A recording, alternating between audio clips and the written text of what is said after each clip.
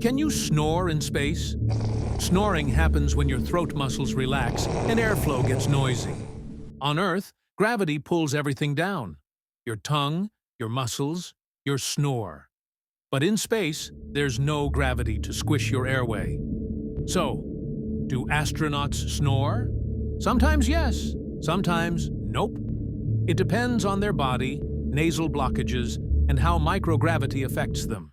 So if you snore on Earth, you might float silently in space, or become the Zzzs alarm of the ISS. This was the Curious Circuit. Keep questioning, keep sparking.